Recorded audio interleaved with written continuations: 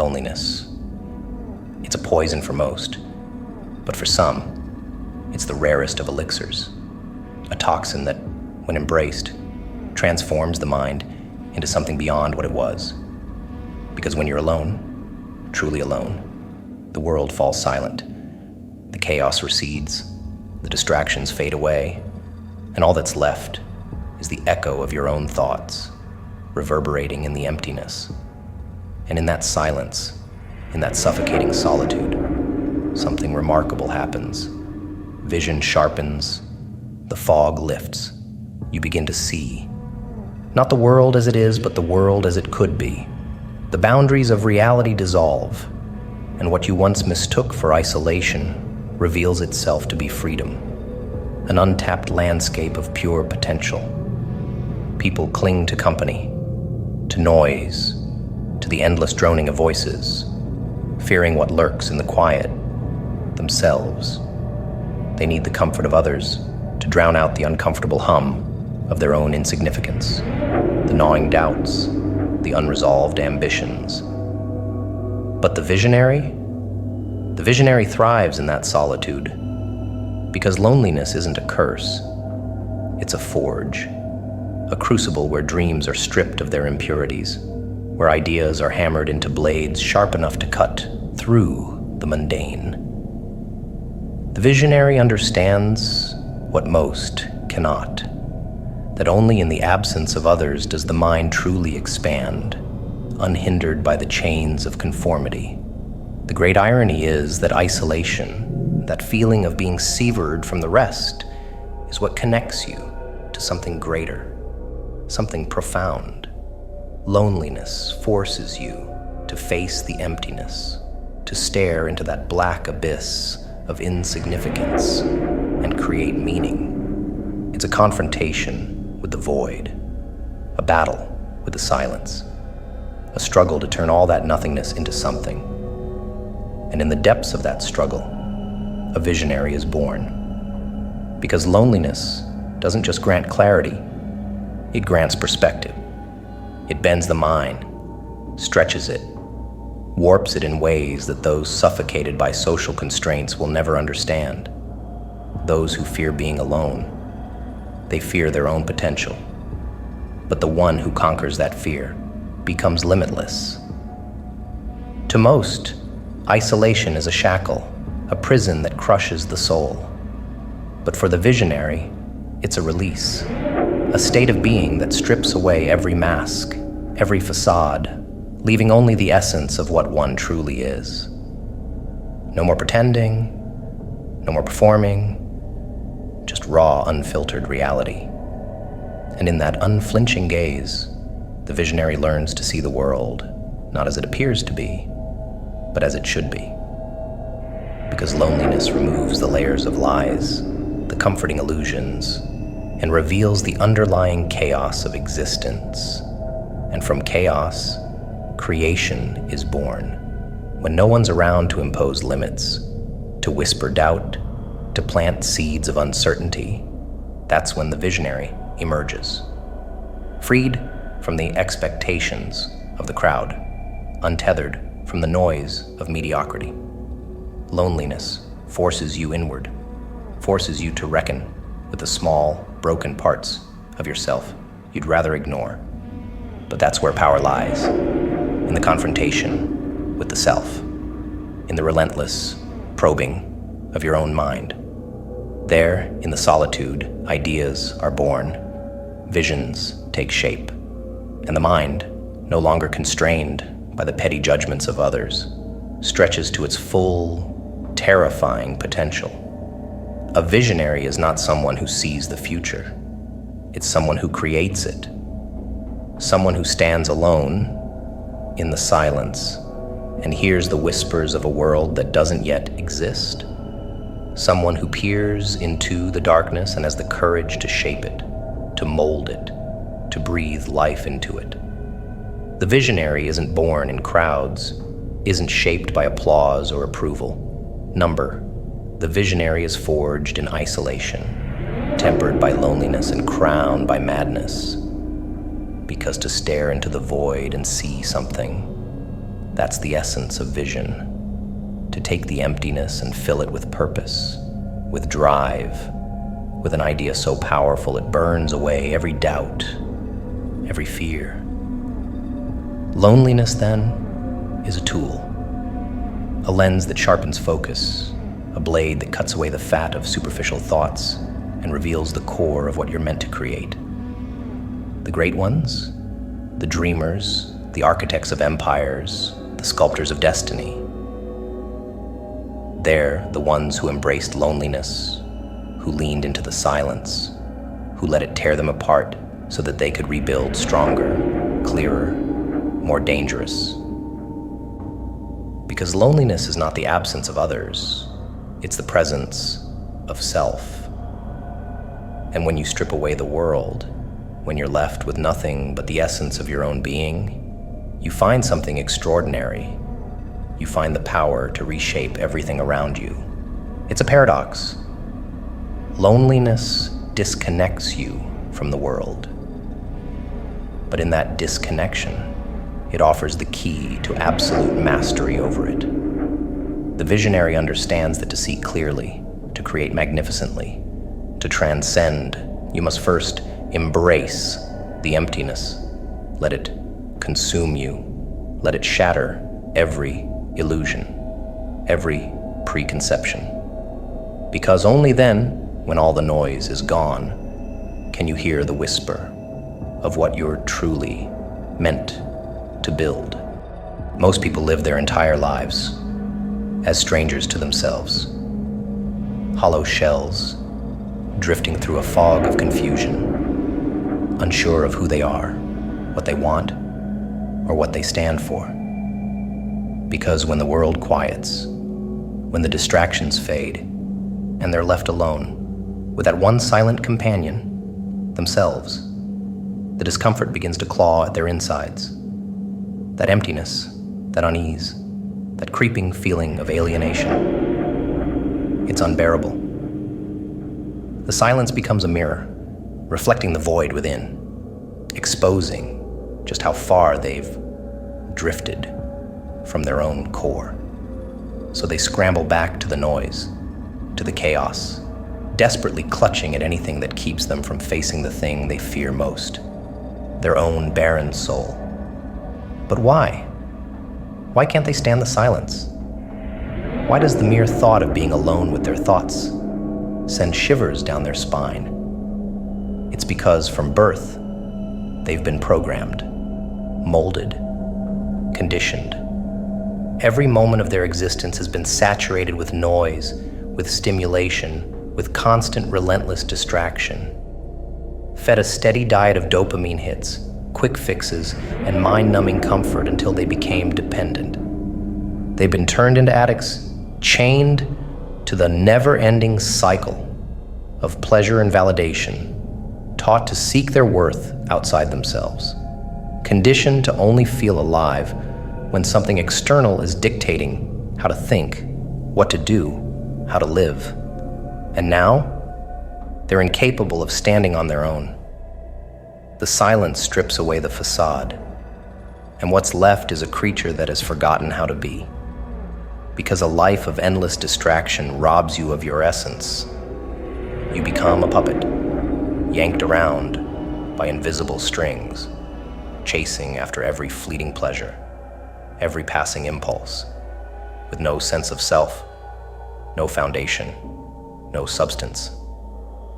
It's no wonder most can't sit alone in a room with their own mind for more than a few minutes.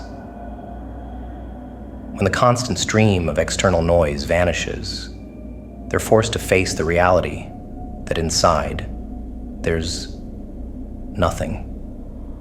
They've been programmed like obedient little machines, each craving a fresh hit of dopamine, a cheap thrill, a new notification, an endless stream of hollow entertainment. And for what? To keep them docile, to keep them distracted, to keep them enslaved to the system that profits off their dependence. They've been shaped into dopamine-chasing drones, wired to react, to consume, to follow. They're so used to the endless barrage of stimuli, that they've forgotten how to simply exist, how to think, how to reflect, how to just be. Their minds, once expansive, have been whittled down to nothing but static. And in that silence, the absence of distraction reveals the atrophy of their soul. So they flee. They chase after anything that keeps the noise alive. They fill every moment with mindless indulgences, never once questioning why they feel so hollow, why they can't bear a single second alone without scrambling for some form of external input. Because when the world stops talking and the distractions melt away, what's left is an uncomfortable realization.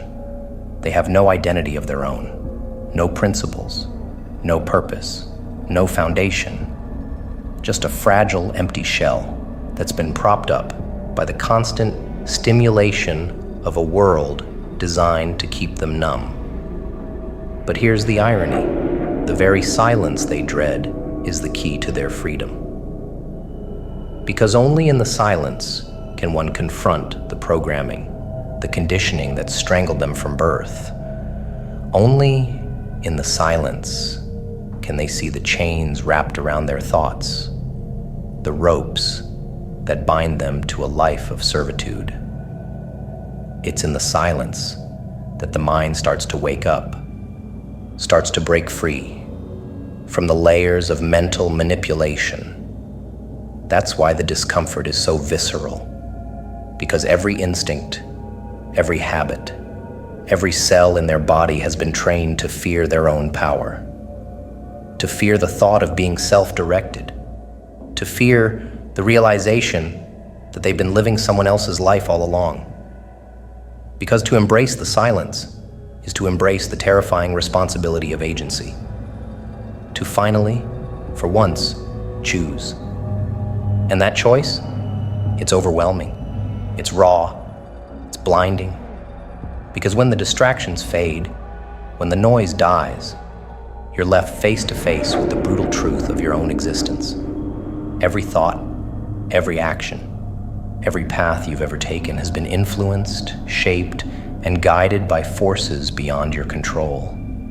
To stand alone in that truth, unblinking, is the first step toward reclaiming your mind, toward tearing down every lie, every false identity that was ever forced upon you.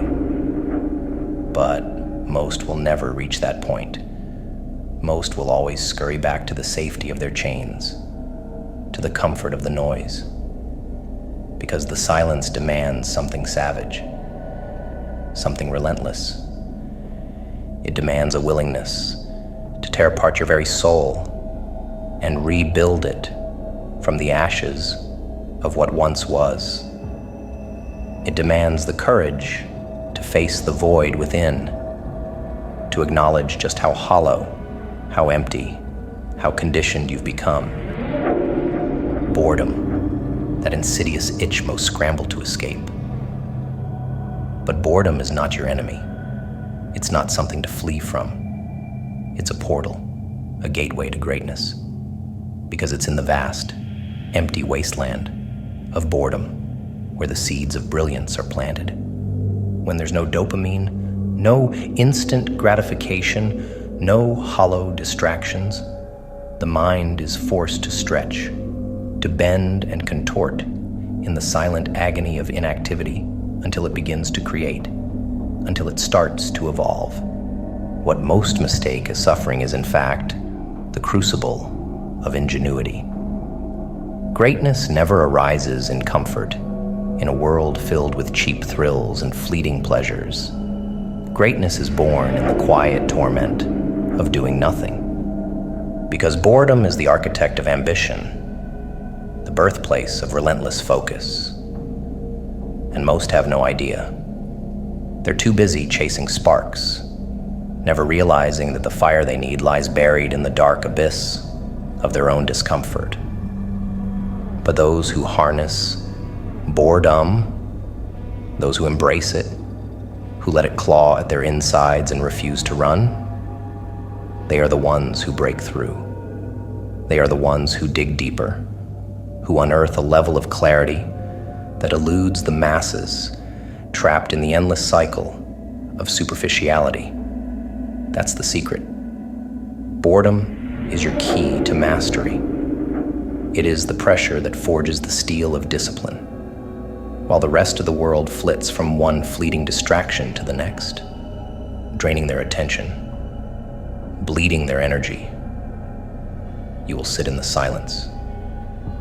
You will drown in it, letting it saturate every fiber of your being until your mind sharpens into something unbreakable. Because the ones who can stare into the emptiness and endure are the ones who emerge with a weapon most can't even comprehend. Focus. Ruthless, savage, unrelenting focus. In a world hell-bent on hijacking your mind, on scattering your thoughts, on fragmenting your concentration until you're nothing but a mindless drone, the modern superpower isn't strength. It's not speed. It's not wealth. It's focus. A focused mind is a threat, because a focused mind cuts through the noise, deflects every attempt to pull it off course, and hones in on its target like a predator scenting blood. Focus is the enemy of the system, the nemesis of a world that wants you distracted, docile, compliant. To focus in this age of endless distractions is to rebel. It's an act of defiance. Most people have lost that power. They've given it away willingly, traded it for the instant highs of scrolling, swiping, mindlessly consuming. Every notification, every buzz, every flashing light pulls them further away from themselves, shattering their ability to be. They don't even notice the damage. Like junkies, they leap at every chance to escape, never realizing they're tearing apart the very fabric of their potential. Because without focus, without the ability to direct your mind with laser precision, you're nothing. A marionette dancing on strings pulled by others. Weak, scattered, blind. But focus, true undiluted focus, is a weapon that carves through the chaos. It's the power to channel every ounce of energy into a single purpose, a single thought, a single action, to bend time and space to your will. A mind that can focus is a mind that cannot be shaken. A mind that can focus is a force of nature, an entity that molds reality to its own design. And most will never reach that level, because to get there, you have to endure the boredom. You have to confront the stillness, the monotony, the agony of doing nothing. You have to train your mind like a warrior trains his body, forcing it through the torment of silence until it becomes something feral, something lethal. Boredom breaks the weak. It exposes their fragility, their desperate need for distraction. But for those who face it, who learn to savor it, boredom is the gateway to levels of focus that shatter boundaries. It's the breeding ground of innovation, the soil where extraordinary ideas take root.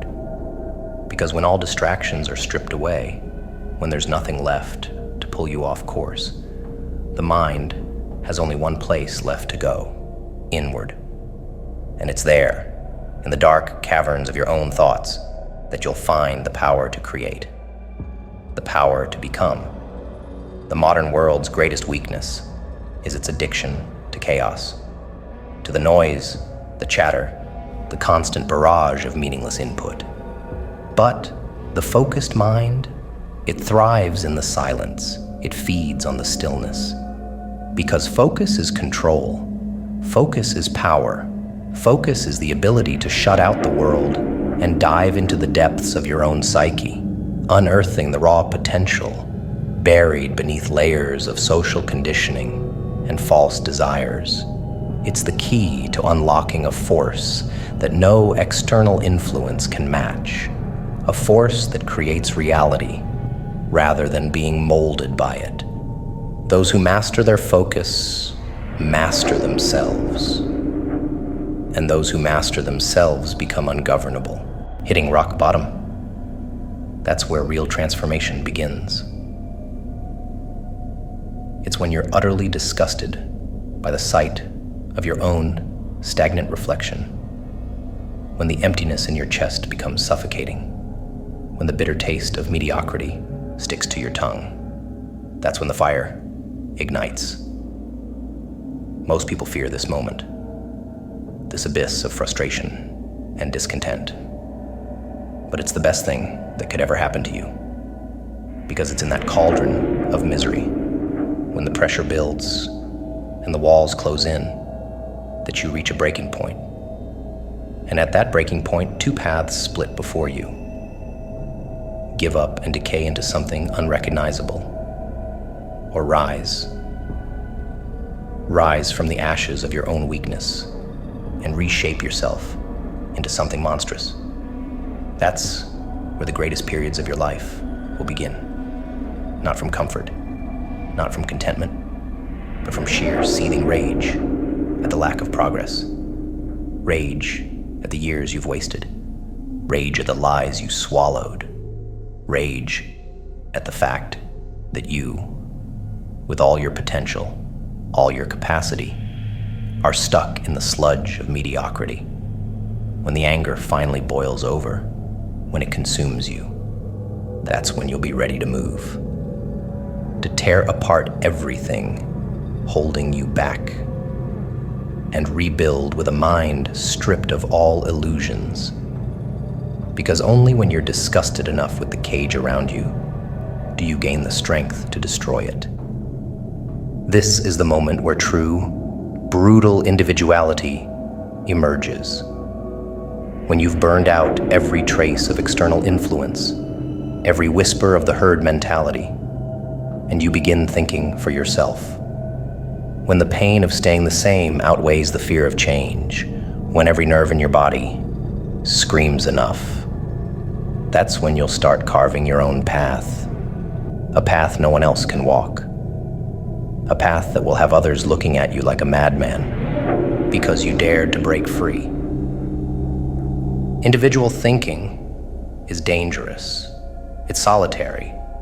It's the mark of one who refuses to be molded, to be bent, to be shaped into something tame and predictable. But only in that wild, uncharted territory can you find the pieces of your true self. When you stand alone, no more echoing the thoughts of others, no more dancing to the rhythm of a society that wants you complacent. The path of individual thought is brutal. There's no applause, no safety net, no comforting hand to guide you. You walk it in darkness, with only the raw edge of your own resolve to light the way. But that's where the transformation happens, in the silence of your own rebellion, in the aftermath of shattering every mental chain that's ever bound you. Most people never experience this. They never break. They never rage. They wallow in quiet despair, numbed to their own decay, sedated by the comforts of routine. But for the few who reach that point of absolute disgust, the point where they can't even look at themselves in the mirror without feeling something die inside, that's when the real metamorphosis begins. The pain is a signal that something has to give, that you have to change, that the self-inflicted chains you've worn all your life must be ripped away, no matter how much it hurts. Individuality isn't a gift, it's earned. It's forged in the fires of isolation, of introspection, of confronting every lie you've ever believed about who you are. It's forged when you're so sick of the cycle that you'd rather burn your entire life to the ground than live another day as a hollow version of yourself. That's when you'll start to see things clearly, when you'll start to understand that conformity was always a death sentence, that the real you, the uncontrollable, unbroken you, was waiting beneath the surface, snarling, clawing to be released. But to release it, You have to cut away everything you thought you knew. You have to become your own sculptor, chiseling away the dross, stripping yourself down to the bone until only the raw essence remains. And that essence, it's pure power. It's what makes the ordinary extraordinary, what turns an outcast into an iconoclast. That's why the rage is necessary. That's why the discontent is vital. Because without it, you'll stay stuck. Another faceless pawn in the game, another voice lost in the roar of the crowd. The best periods of your life will come when you embrace the darkness of your dissatisfaction, when you let it guide you, mold you, sharpen you. The best periods will come when you stand defiantly against the weight of your own self-doubt and crush it underfoot. That's when the path clears. That's when the fog lifts.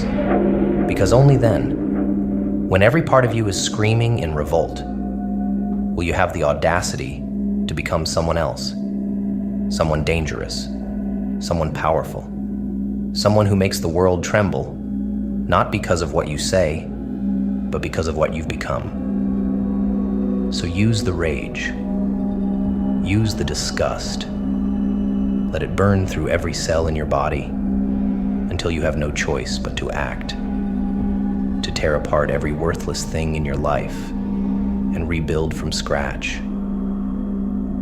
That's the gateway to greatness. Most people become prisoners of their own ignorance, trapped in cells forged from the scraps of knowledge they collected when they were forced to learn, back when learning was a demand, not a choice.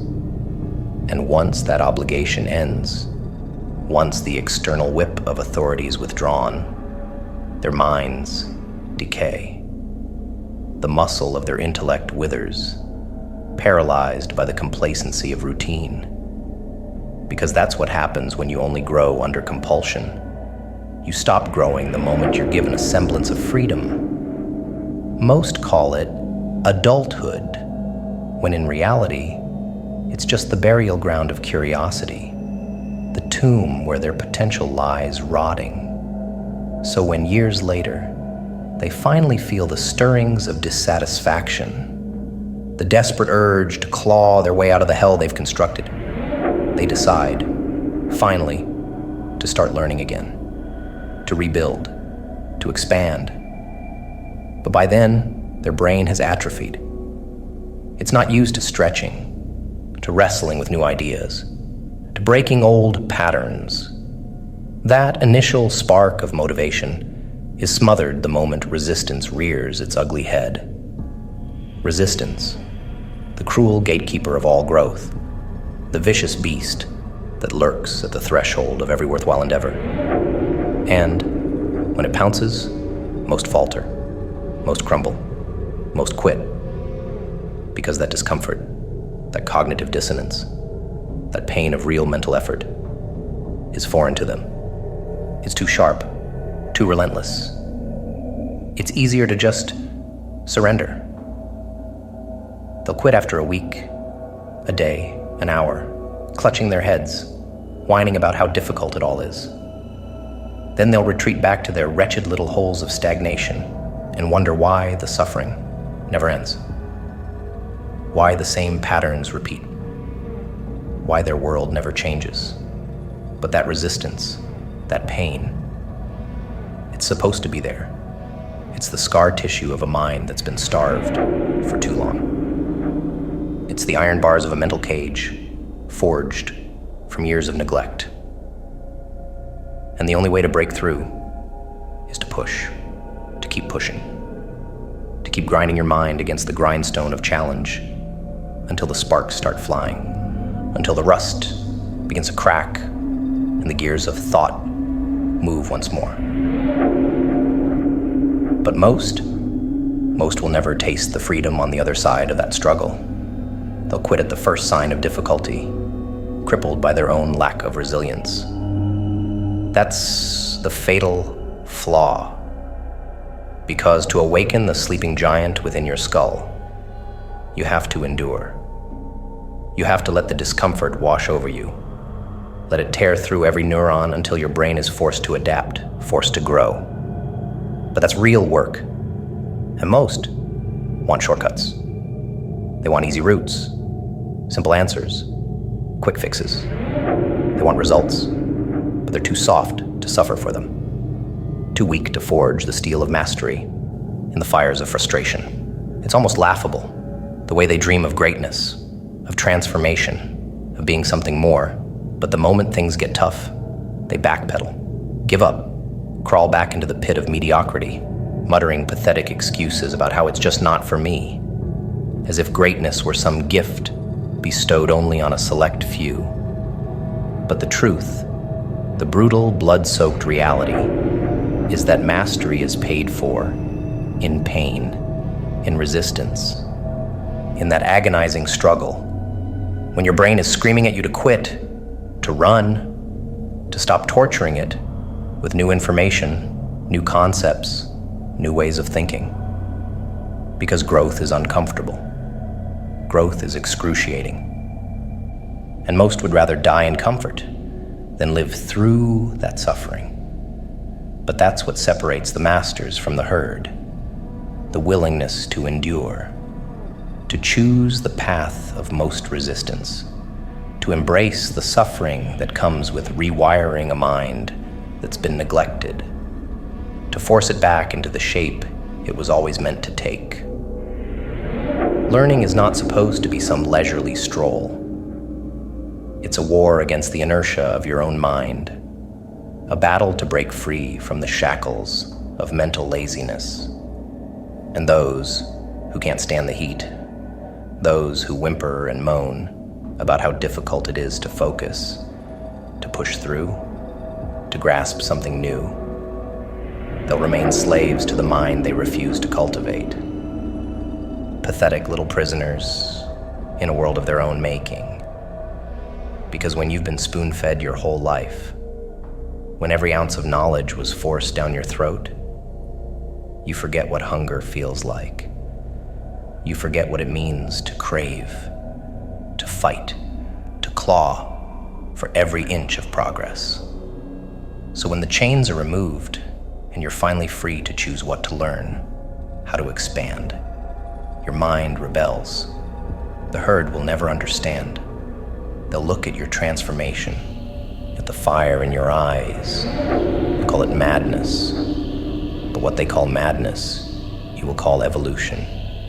Because only those who dare to destroy themselves can truly transcend. Only those who dare to think independently, who dare to break, can ever hope to create something new.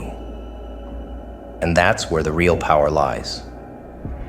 In the willingness to become something other than what the world expected. Something terrifying. Something brilliant. Something entirely your own.